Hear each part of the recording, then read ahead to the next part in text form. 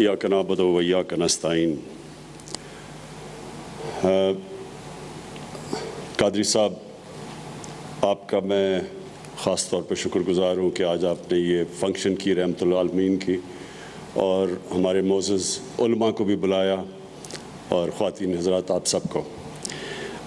मेरे लिए इस फ़ंक्शन की बड़ी अहमियत है और मैं ये उम्मीद रखता हूँ कि इंशाअल्लाह आने वाले दिनों में, सालों में, ये एक बहुत बड़ी एक इंटरनेशनल लेवल की ये हम हर साल रहमतुल आलमीन फ़ंक्शन करेंगे, जिसमें इस आइडिया को डेवलप करेंगे, दुनिया तक लेके जाएंगे।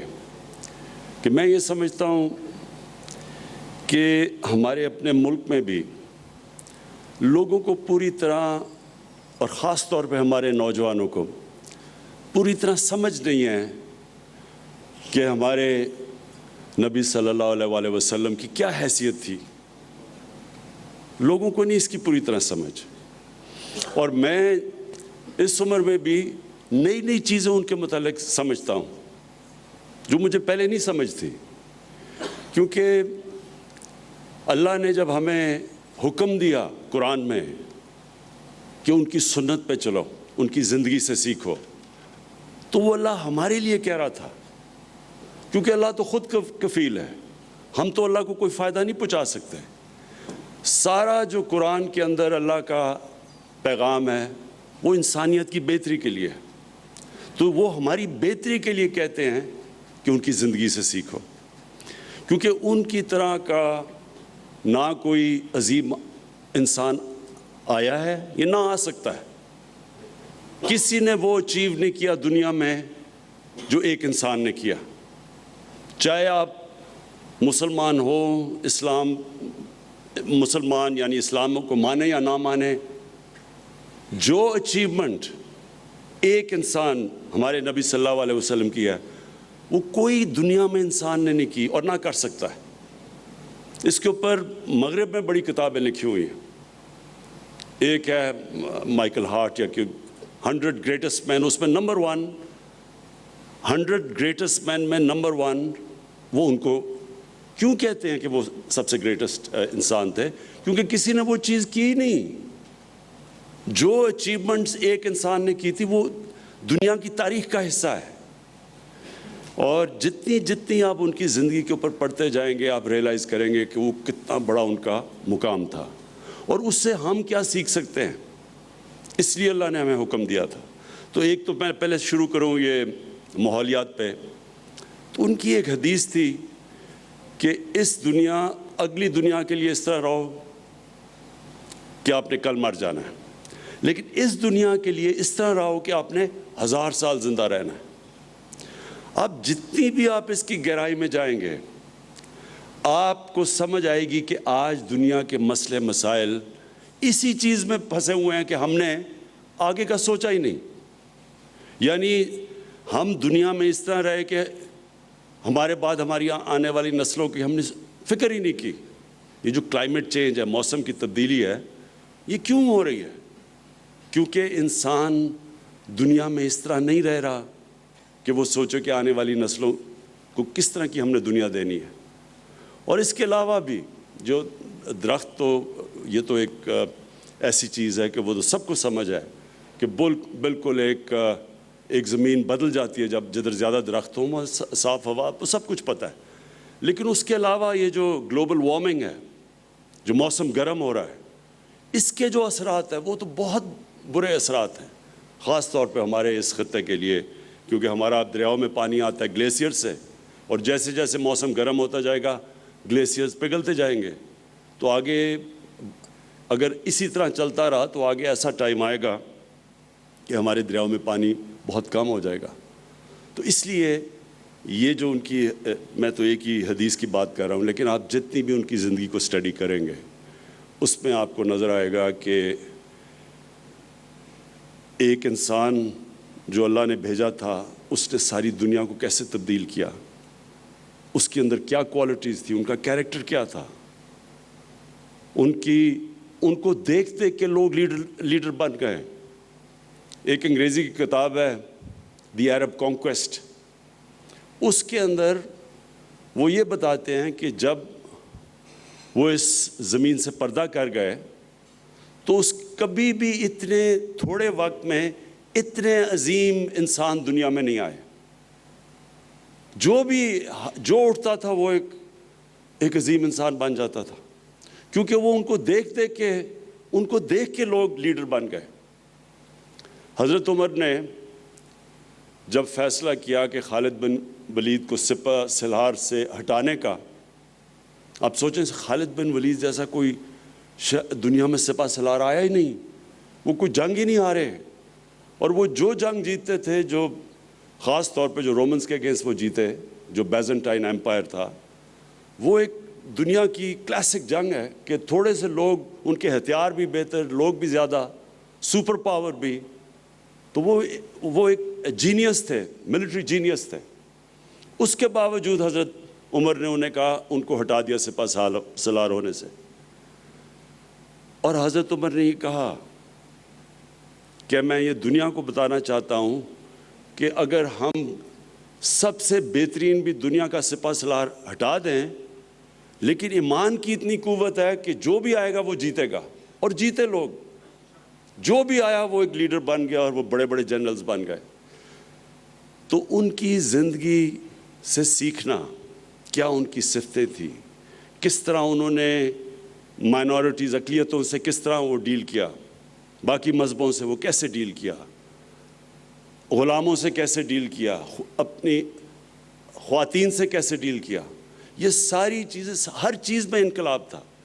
اور ان کا جو آخری خطبہ تھا، آج آپ یونائٹڈ نیشنز کا چارٹر پڑھ لیں، اس سے ملتا ہے بالکل. یعنی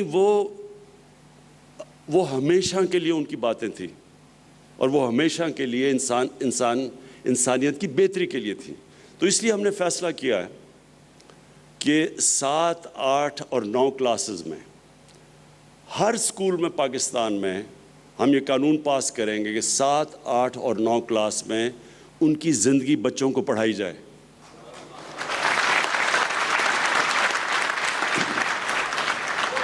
تاکہ ہمارے بچے ان کی زندگی سے سیکھیں. جب میں نے باہر تعلیم پڑھا تھا تو جو بھی ہمارے ساتھ اسٹوڈنٹس تھے وہ پڑھتے تھے، جو اس وقت کا کوئی بھی بڑا نام ہو اس کی کتاب پڑھتے تھے کہ وہ کیسے کامیاب ہوا. اب بچے پڑھتے ہیں بل گیٹس کیسے دنیا کا سب سے امیر ترین آدمی بن گیا، یا پھر ایک اور اسٹیو جابز، وہ بھی بڑا، یعنی کامیاب لوگ تھے سارے. تو ہمارے بھی یوتھ ان کو پڑھتی ہے کہ وہ کیسے کامیاب ہوئے. لیکن نبی صلی اللہ علیہ وسلم سے تو کوئی زیادہ کامیاب انسان ہوا ہی نہیں، نہ ہو سکتا ہے. تو اس کی زندگی سے جب تک ہمارے بچوں کو پتہ نہیں چلے گا، اور بچوں کو نہیں پتہ، آپ یقین کریں کہ میں حیران ہوتا ہوں کہ ہمارے اپنے پڑھے لکھے ہمارے اسٹوڈنٹس، گریجویٹس کو ان کی زندگی کی نہیں سمجھ. اور وہ جتنا وہ پڑھتے جائیں گے، ان کو سمجھتے جائیں گے، ان کے اندر سے چینج آئے گا. جو علامہ اقبال کا جو سارا شاہین کا کانسیپٹ ہے، مرد مومن کا، وہ کیا ہے کہ جیسے جیسے انسان ان کی سنت پہ چلتا ہے وہ آزاد ہوتا جاتا ہے، اس کی زنجیریں ٹوٹتی جاتی ہیں، اور وہ سب سے اوپر چلا جاتا ہے. یہ جو ان کی کوالٹیز تھیں جو اللہ ہمیں کہتا ہے کہ ان سے سیکھو، یہ جب تک ہمارے بچوں کو پوری طرح سمجھ نہ ہو، ایک دفعہ ان کو سمجھ آ جائے. اور یہ علامہ اقبال بھی یہ کہتے ہیں کہ جب آپ ایک نوجوان کو پوری طرح سمجھا دیں اپنی اسلام کی تاریخ، اپنی نبی صلی اللہ علیہ وسلم کی زندگی، پھر وہ دنیا میں جدھر بھی چلا جائے ان کو فرق نہیں پڑے گا. لیکن اگر آپ ان کو صحیح طرح تعلیم نہیں دیں گے تو وہ جب باہر جائیں گے وہ متاثر ہو جائیں گے. وہ جب دیکھیں گے ٹیکنالوجیکل پروگریس مغرب کے اندر تو متاثر ہو جائیں گے. تو ایک تو ہم نے یہ فیصلہ کیا. دوسری بات قادری صاحب نے جو بھی کی، یہ جو فرانس میں یہ جو بھی ہو رہا ہے، دیکھیں میں جب بھی میں وزیر اعظم بنا تو میں نے OIC کی میٹنگ اٹینڈ کی. OIC کی میٹنگ میں بھی میں نے سب وہاں ہیڈز آف اسٹیٹ تھے، میں نے ان سب کو یہ بات کہی، مل کے اس کے اوپر پوزیشن نہیں لیں گے یہ بڑھتا جائے گا. اور اس کا سب سے بڑا نقصان جو ہمارے مسلمان رہ رہے ہیں مغرب میں یا ان ملکوں میں جدھر وہ اقلیتیں ہیں, مائنورٹیز ہیں, اگر ہم اس کو ایڈریس نہیں کریں گے اسلاموفوبیا کو تو یہ بیماری بڑھتی جائے گی. اور یہ جو فرانس میں ہو رہا ہے یہ بالکل وہی ہو رہا ہے جو کہ ہم سب کو نظر آ رہا تھا کہ یہ ہونا ہے. اور وہ یہ کیوں ہو رہا ہے؟ میں باقیوں سے زیادہ مغرب کو سمجھتا ہوں. کرکٹ کی وجہ سے میں نے بڑی زندگی باہر گزاری ہے. میں ان کی ذہنیت سمجھتا ہوں. دیکھیں, مغرب کے لوگوں کو نہیں سمجھ جو ہمارا رشتہ ہے نبی صلی اللہ علیہ وسلم سے.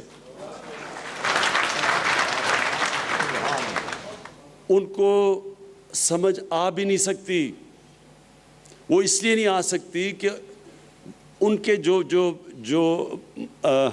مسیح برادری ہے, ان کے وہ جو حضرت عیسیٰ سے جو ان کا عقیدہ ہے, اور پھر یہودیوں کا بھی, وہ ان کی وہاں میڈیا کے اوپر یا جس طرح ان کے اوپر وہ گفتگو کرتے ہیں, وہ ادب نہیں ہے جو ہمارے میں ہے. ہم حضرت عیسیٰ, حضرت موسیٰ, ہم سارے اللہ کے پیغمبروں, ہم ان سے بڑی ادب سے ان کا نام لیتے ہیں. وہاں یہ نہیں ہے چیز.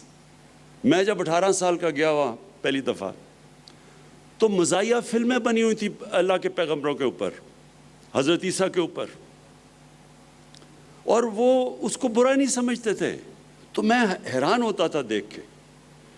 فلمیں انہوں نے بنائی ہوئی ہیں جو کہ بے حرمتی کرتی ہیں حضرت عیسیٰ کی, لیکن وہاں اس طرح ریاکشن نہیں آتا.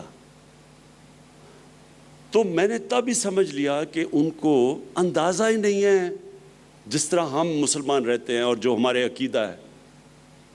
اس لیے ہوا کیا, پہلا ایک سلمان رشدی نے آج سے 30 سال پہلے کتاب لکھی, مسلمان دنیا میں بالکل ٹھیک جائز شور میں چاہ.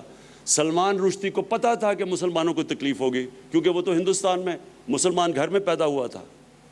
لیکن مغرب کو نہیں سمجھ آ رہی تھی کہ یہ کیا ہوا مسلمان دنیا میں, کیونکہ ان کا, پھر سے میں آپ کو بتاؤں, ان کا بالکل تاثر ہی اور ہے. دین کے اوپر وہ بالکل مختلف سوچتے ہیں, اور زیادہ تر تو وہ ایتھیسٹ بن چکے ہیں. زیادہ تر یورپ کے اندر دین تو بہت کم لوگ اب فالو کرتے ہیں. تو جب وہ وہاں سے شروع ہوا تو ادھر سے انہوں نے یہ شروع کر دیا کہ جو مسلمان ہیں یہ آزادی رائے کے خلاف ہیں, تنگ نظر ہیں.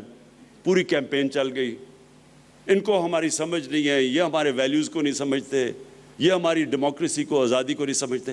یہ پوری کیمپین چل گئی, اور کیمپین چلائی گئی. وہ لوگ, ایک چھوٹا سا طبقہ وہاں ہے جو اسلام کے خلاف ہے, جو اسلام کو بری نظر میں دکھانا چاہتا ہے, جو پروپیگنڈا کرتا ہے اسلام کے خلاف. انہوں نے فائدہ اٹھایا اس سے.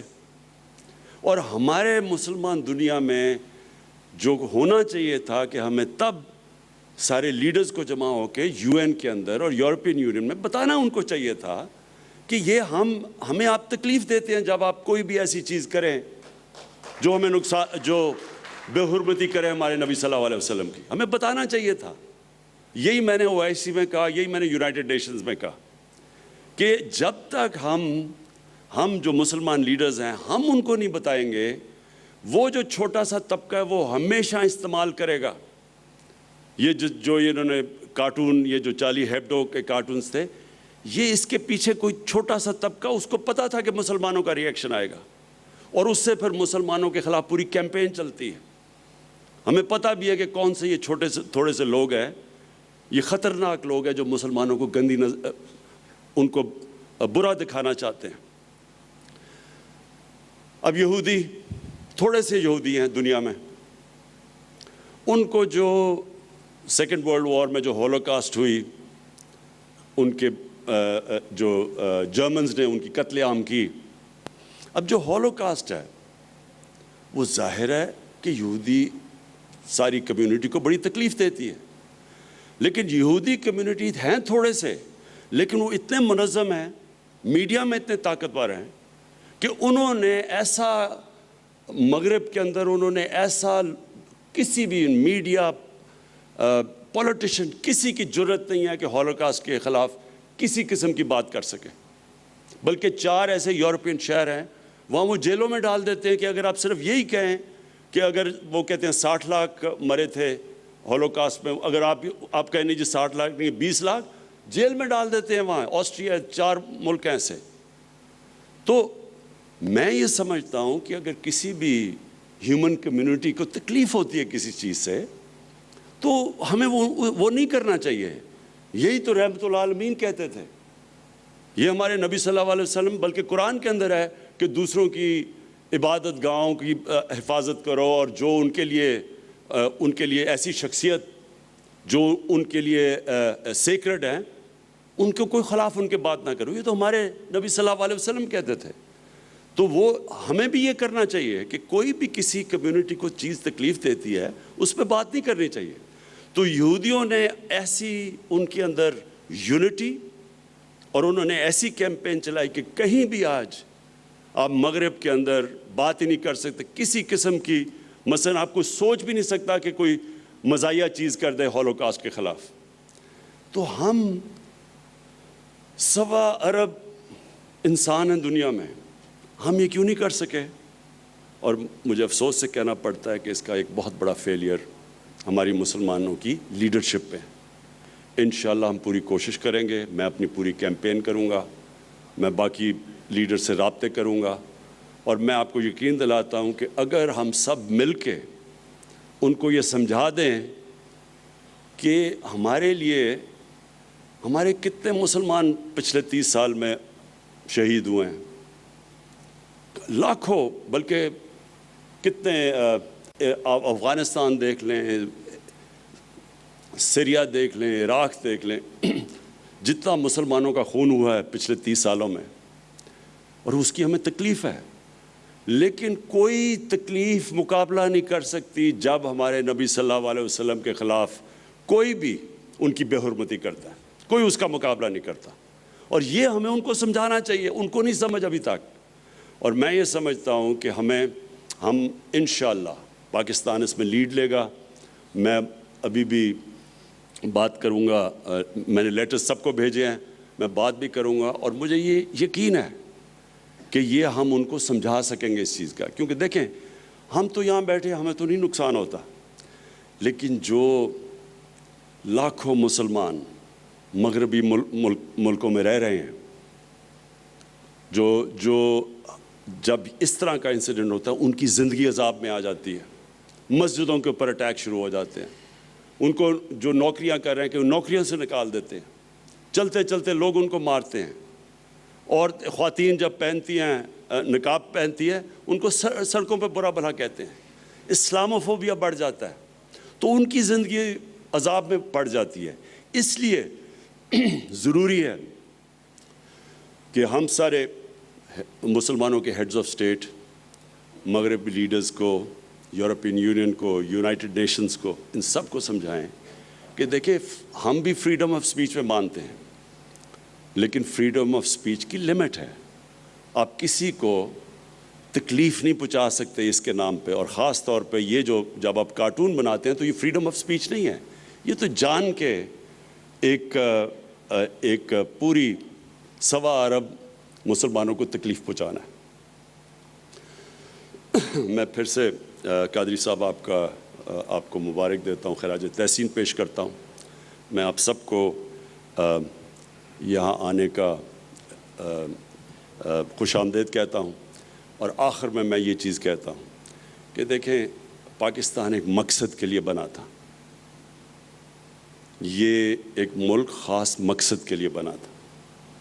اس میں اگر آپ علامہ اقبال جو ہمارے نظریاتی لیڈر تھے ان کا سارا کلام پڑھیں تو وہ آپ کو پتہ چل جائے گا کہ اس پہ ہم نے ایک مدینہ کے ریاست کے اوپر، ان کے اصولوں کے اوپر ایک اسٹیٹ کھڑی کرنی تھی۔ یہ ہماری ویژن تھی، اسلامی فلاحی ریاست، کیونکہ مدینہ کی ریاست دنیا کی تاریخ کی پہلی فلاحی ریاست بنی تھی۔ یہ تھا ہمارا نظریہ اور ہمارا ویژن۔ بدقسمتی سے اس سے ہم دور چلے گئے ہیں۔ اگر آج ہمارے مسئلے ہیں پاکستان میں، وہ سارے مسئلے اس لیے ہیں کہ جس مقصد کے لیے ہم ملک بنا تھا اس سے ہم دور چلے گئے. جیسے جیسے ہی ہم اس راستے کے اوپر چل پڑیں گے، اور یہ مشکل راستہ ہے، سٹرگل کا راستہ ہے، لیکن جیسے جیسے ہم وہاں چلیں گے آپ دیکھیں گے کہ یہی پاکستان اوپر اور اوپر اور اوپر اٹھتا جائے گا انشاءاللہ.